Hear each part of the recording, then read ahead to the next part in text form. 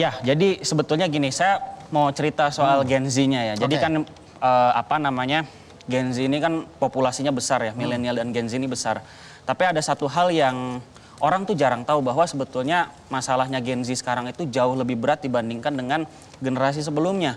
Gitu. Contohnya. Ada surveinya. Jadi survei IDN Research Institute itu baru-baru ini 2023 itu top one priorities issue yang paling dikhawatirkan oleh Gen Z itu justru masalah ketimpangan sosial.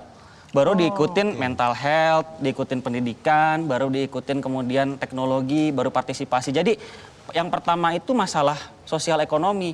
Ini wajar banget. Kenapa? Karena mungkin kalau yang kebanyakan orang lihat itu Gen Z itu ya yang ada di media sosial, ya yang hahi dan segala macam. Mostly Gen Z itu rata-rata pendapatan mereka itu 2,5 juta, kurang dari 2,5 juta. Mostly Gen Z.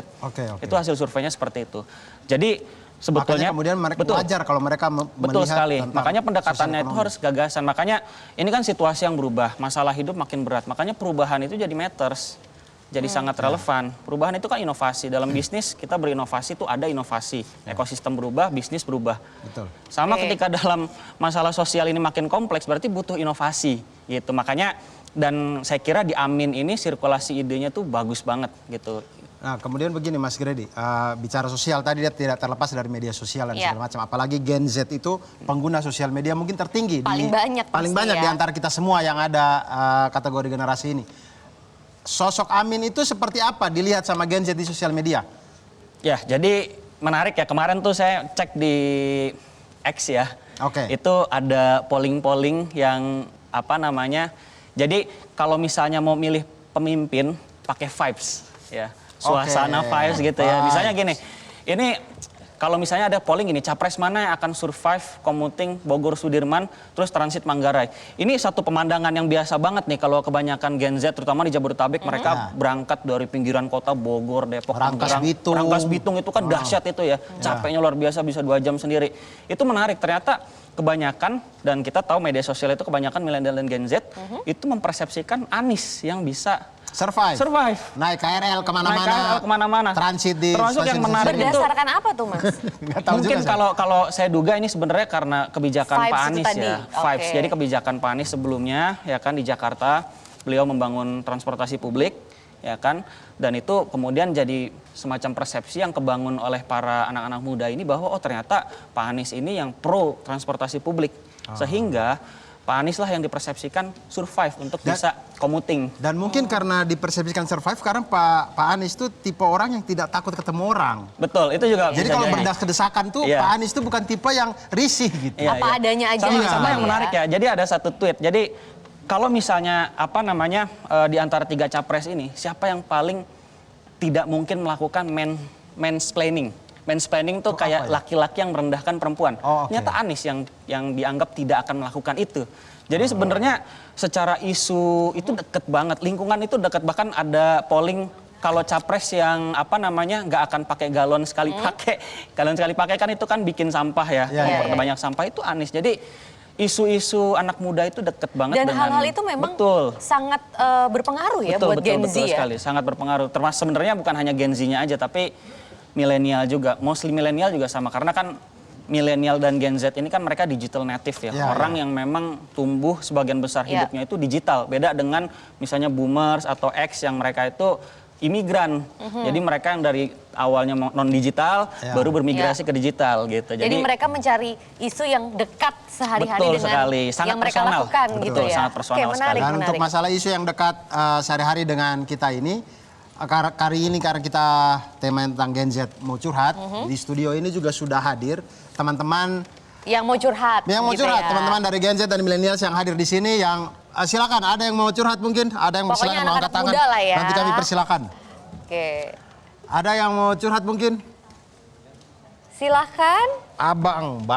Bang Kojek nih, saya tahu nih Bang Kojek nih. Saya kalau mau pura-pura nggak kenal. Ini Gen Z apa bukan ya? Gitu. Millennials, makanya saya bilang millennials dan Gen Z. Saya pura-pura tidak kenal, tidak mungkin. Anak muda lah ya pokoknya. Jadi kan kalau ngobrolin soal anak muda itu berhubungan juga sama olahraga. Itu pun yang sudah saya rasakan waktu berjuang untuk mendapatkan stadion sepak bola di Jakarta.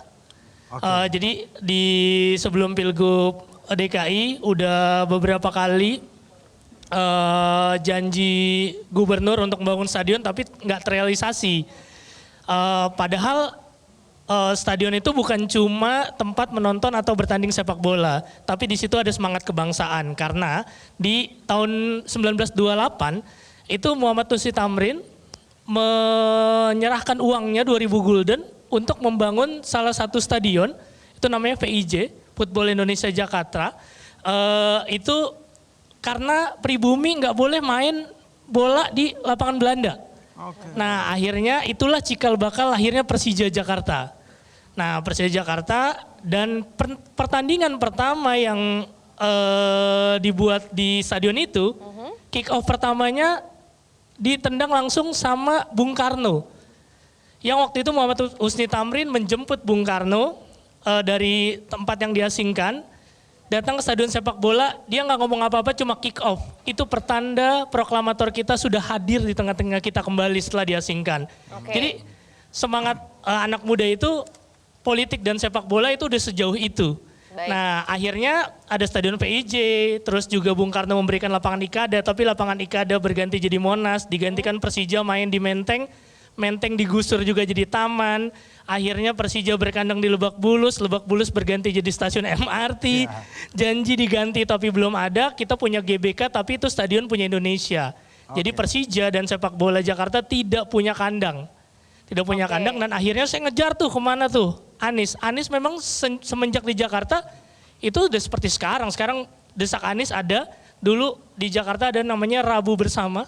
Nah itu boleh semua hadir di situ. Saya menantang Anies bagaimana Anies berjanji untuk membuat stadion.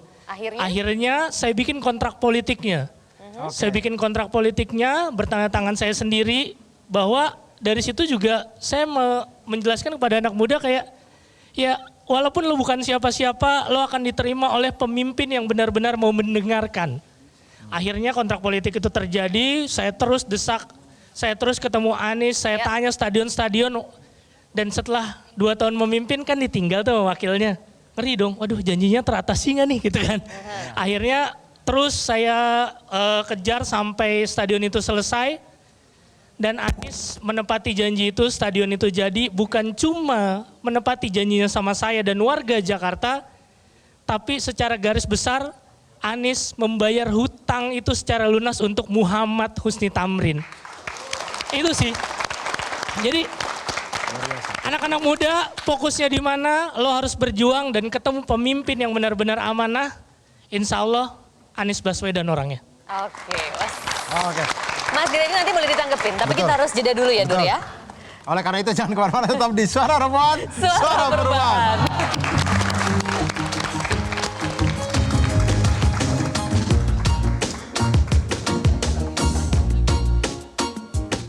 Jelajahi cara baru mendapatkan informasi. Download Metro TV Extend sekarang.